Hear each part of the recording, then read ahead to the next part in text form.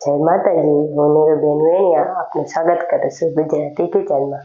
આજે આપણે બનાવશું ગુજરાતી દાળ ભાત। દાળ ભાત બનાવવા માટે મેં એક વાટકી ગરમ પાણીમાં દાળ પલળવા મૂકી દીધી હતી 20-15 મિનિટ। એટલે પોચી થઈ જાય એટલે ફટ આપણે ચડી જાય। અને આ ભાત મૂકી દીધા થોડાક પલળવા। આ મેં બાસમતી ચાવલ લીધા છે અને એક મરચું કટિંગ કરી લીધું છે અને આદુનો ટુકડો લીધો છે અને એક ટમેટું લીધું ને અડધું એને બાકી રાખ્યું આપણે બફાવા નાખશું અને અડધું મેં કટિંગ કરી લીધું। થોડાક અમથા સિંગદાણા લીધા છે અને ધાણા લીધા છે અને આ ગોળ ગળેલી દાળ કરવા માટે આપણે ગોળ લીધો છે, લીંબુ લીધો છે ને આ એક બધા સૂકા મસાલા લીધા, તજ ને મરચાં ને લવિંગ ને બાદિયાની। હવે આપણે આ સૂકા મસાલા રાઈ, જીરું ને હળદર ને હિંગ ને હળદર ને મીઠું, ધાણા જીરું મસાલો અને તેલ ને પાણી લીધું છે। હવે આપણે દાળ પહેલા બાફી લઈએ। કુકરમાં આપણે દાળ બાફવા મૂકી દઈશું। મેં આ ધોઈને દાળ પલાળી હતી એટલે આના પાણી આપણે બાફવા મૂકી દઈશું।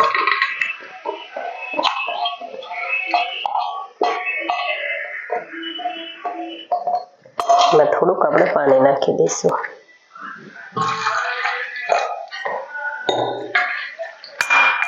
સેજ પાણી આપણે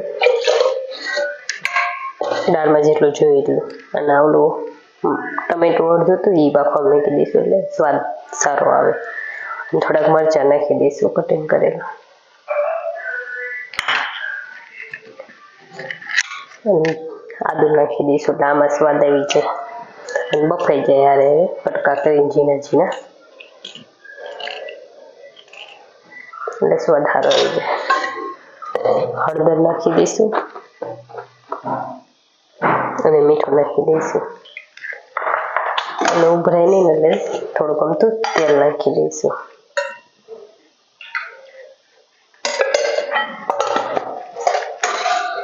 ઢાંકણું વાસી દઈશું।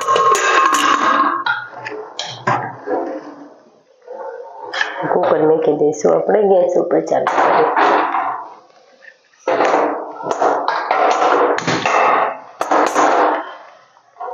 અને બાજુના ચૂલે આપણે ભાત મૂકી દઈશું। હવે આપણે બાજુના ભાત મૂકી દઈશું, ગેસ ચાલુ કરશું અને મેં આ ધોઈને ભાત અડધી વાટકી લીધી હતી એ મૂકી દઈશું અને એમાં થોડુંક આપણે મીઠું નાખી દઈશું। એમને મેં કે પણ મીઠું નાખ્યું હોય તો મોળા ન લાગે। હવે એને આપણે એમને તપેલીમાં ચડવા દઈશું। ભાત આપણા ચડી ગયા છે, હવે આપણે ગેસ બંધ કરી દઈશું અને આ પાણી વધારાનું આપણે કાઢી નાખવું આ રીતે।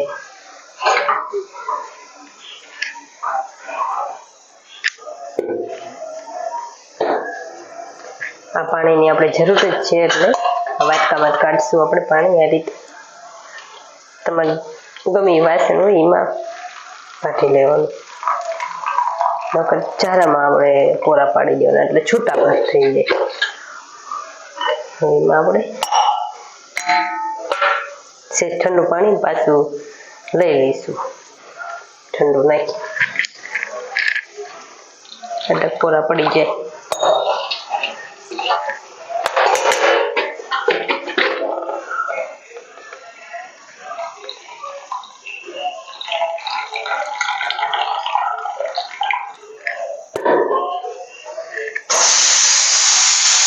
હવે આપણી દાળ ચડી ગઈ છે, આપણે જોઈ લેવાની, નીચે ઉતારી લેવી। હવે આપણે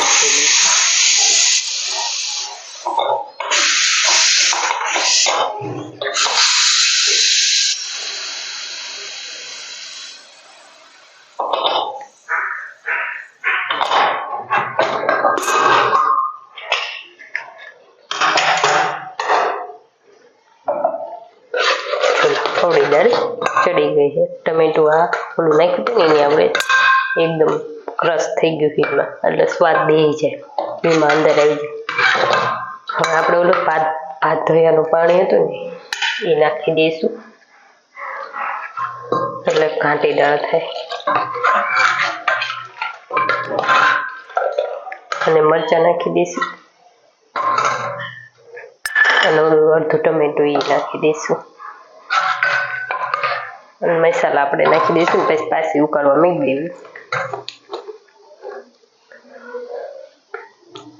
સેજ ધાણા જીરું નાખ્યું, લાલ મરચું 1 ચમચી જેટલું,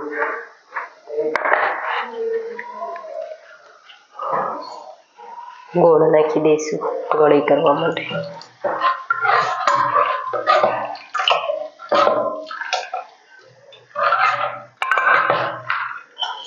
સેજંતા ધાણા નાખી દઈશું, બીજા આપણે ઉપર નાખશું. હવે આને ઉકાળવા મૂકી દઈશું ગેસ ઉપર. ગેસ ચાલુ કરશું ને ઉકાળવા મૂકી દઈશું.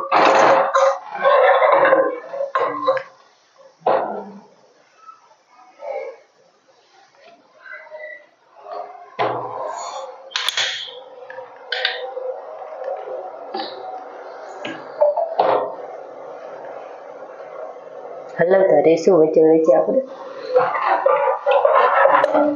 ટમેટાને આપણે બધું ચડી જાય, સારી મજાની ઘાટી થઈ જાય પછી આપણે વઘાર કરી દઈશું. હવે દાળ આપણી ઉકળી ગઈ છે, એને નીચે ઉતારી દઈશું. ટમેટા આપણે ચડી ગયા એટલે નીચે ઉતારી દઈશું. હવે એક વાટકીમાં હું તેલ નાખીશ ને વઘાર કરી લઈશ. ગેસ ધીમો કરી નાખશું. તમે વઘારિયામાં વઘાર કરી શકો. હું એ વાટકીમાં કરું છું. તેલ આમાં ઓછું આપણે નાખવાનું.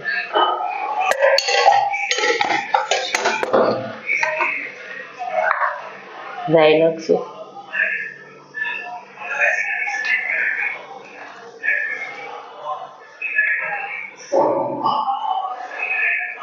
જીરું નાખી દઈશું,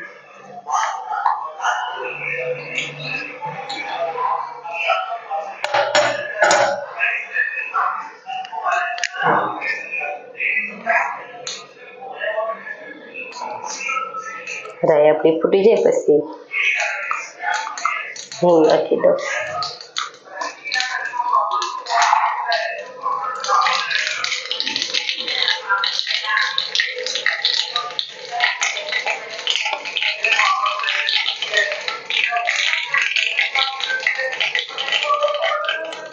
ગેસ હું બંધ કરી દઈશ એટલે બળી ન જાય.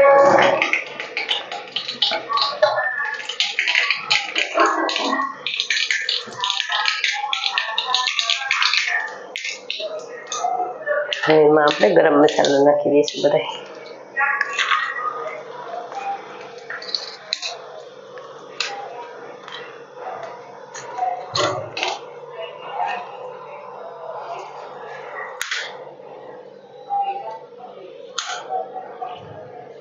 આપણે આ ઉપર તો બધું કુકરમાં નાખી દઈશું.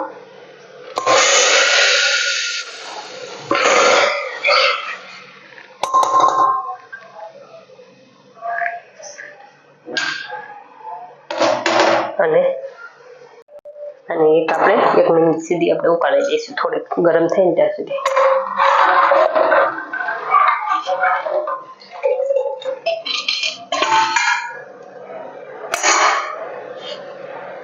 નાખી દઈશું અને લીંબુ નાખી દઈશું. તૈયાર છે આપણી દાળ. હવે આપણે ગેસ બંધ કરીને એને સર્વ કરી લઈશું. તૈયાર છે આપણા ગુજરાતી દાળ ભાત. જો તમને અમારી રેસીપી પસંદ આવી હોય તો લાઈક કરજો, શેર કરજો અને મારી ચેનલ સબસ્ક્રાઈબ કરજો. બેલ આઇકન દબાવવાનું ન ભૂલતા.